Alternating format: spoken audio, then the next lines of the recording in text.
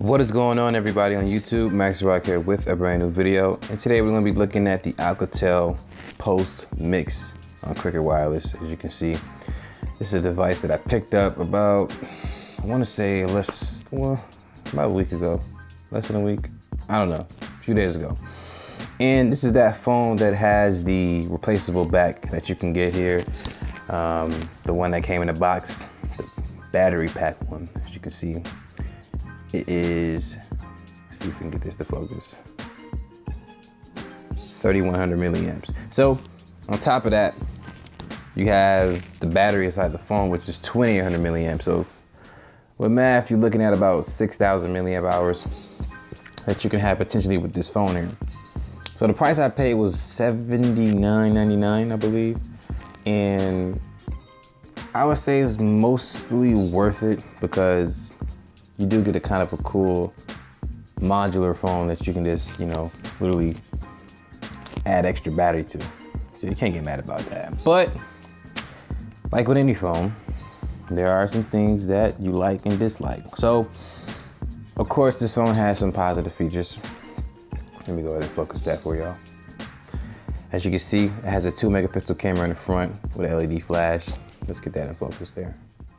With an LED flash, and then it has 8 megapixel camera in the back with LED flash. It has a headphone jack. It has USB Type-C for charging. It has the speaker on the bottom that's down there in the center, and it has a noise canceling mic. And on the top there, that's the actual earpiece speaker where you actually hear people when you're on the phone with them. So let's talk about the internal specs in here, and that's where the issues start to begin. So with this phone, let me get this brightness down a little bit more for y'all so you can see it. With this phone here, it has the MediaTek 6755. It's clocked at 1.51 gigahertz. It's not the core processor. I'm not sure what is going on with this phone here, but as you can see, all the CPUs are currently stopped. I'm pretty sure if I scroll, it will show me like probably using one or two. Oh, look at that, just crashed on me.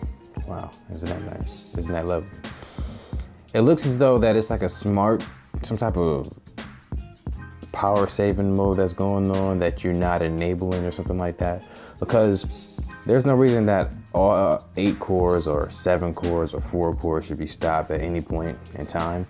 If you have a phone with an 8 core, if you have a phone with an octa-core processor in it, you're supposed to be able to use all 8 cores. Not only just for games, but for other things, whatever you want to use it for. But it shouldn't just be stopped. The GPU is a Mali T860. Let's go over to the left here, or over to the right. It's a 5.2 inch screen, I believe. It's not 5 inches, it's 5.2 inches. It's 720p.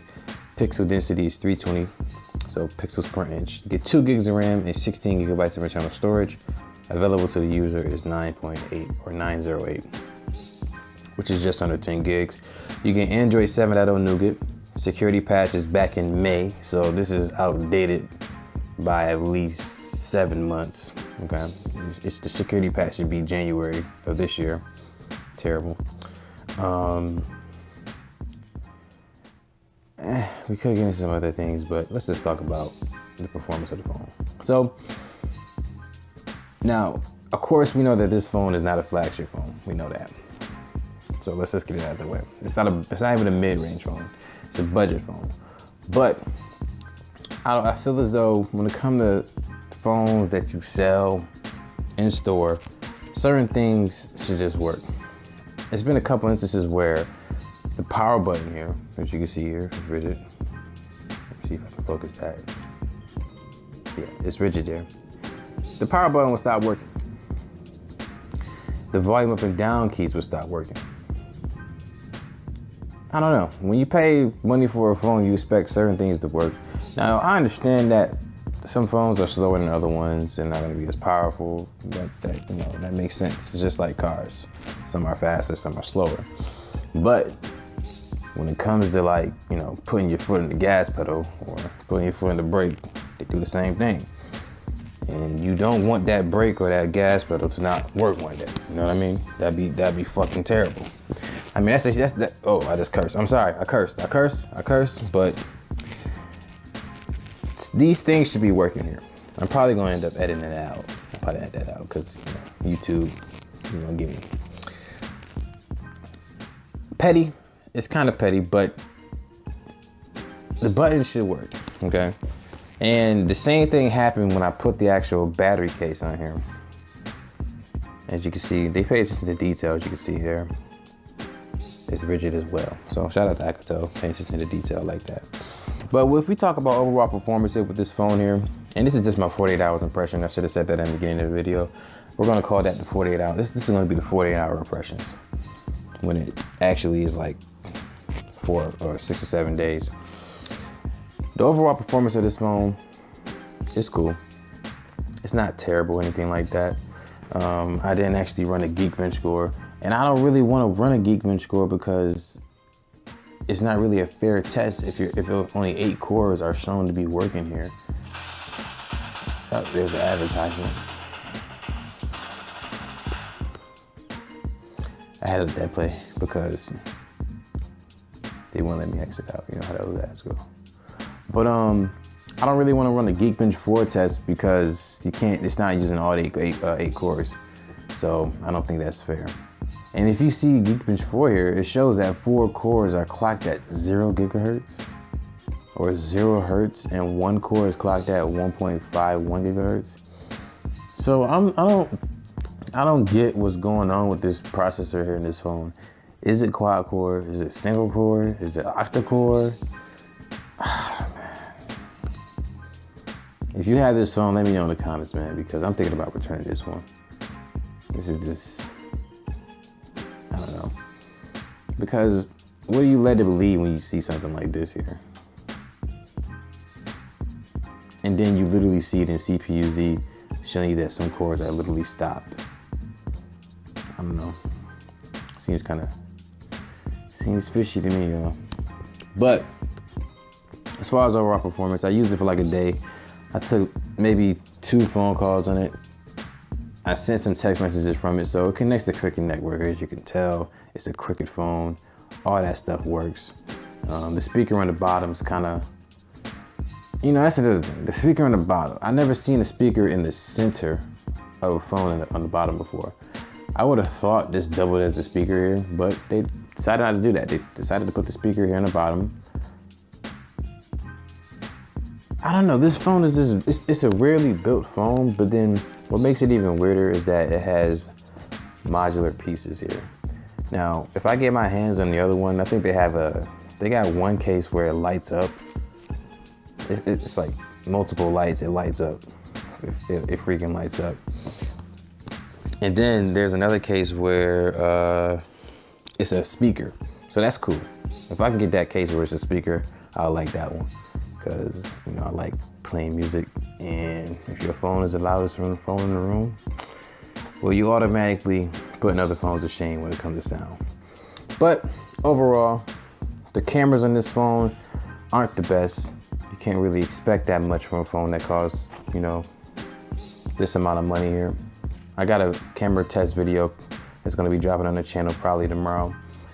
And,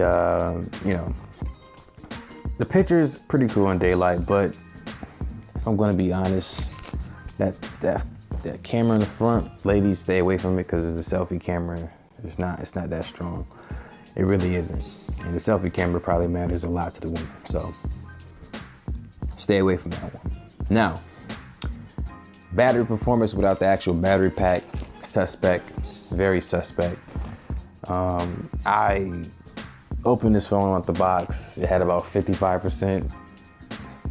And in about an hour, it was almost dead. That's suspect. I should be getting at least 2 hours if the phone has that 50%.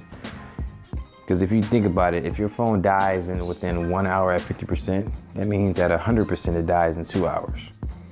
That's not good. That's really bad.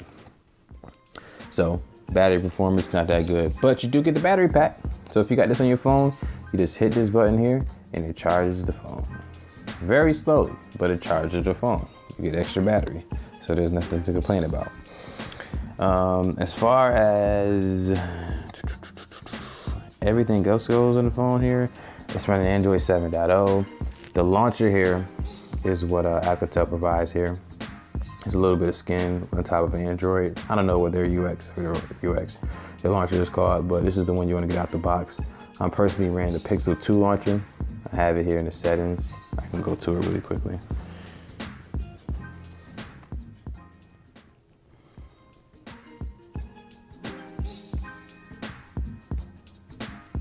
Okay, shows the home app. You got the Pixel launcher there. And this is the one that I'm currently running personally here. I just had the other one showing for the purpose of the video. But it's gonna be the end of this video here. I don't wanna bash the phone too much. It is a good phone for someone who hasn't, had an Alcatel phone before and they wanna see what it's like to have a phone with modular pieces where you can just take the back cover off and put an extended battery on or put a flashlight on or whatever they wanna call those things there. I'm just really upset that the actual buttons on the side stop working sometimes. There's a processor in it that's labeled to be octa-core, but you're only using 2 cores. Geekbench says you're only using 1 core. That's just not cool. If I'm gonna be even more pettier, the speaker's directly in the center of the phone. I thought it would be on the top in the center. The camera in the front is 2 megapixels and they have the nerve to put a flash there. You know what, let's just not go too far.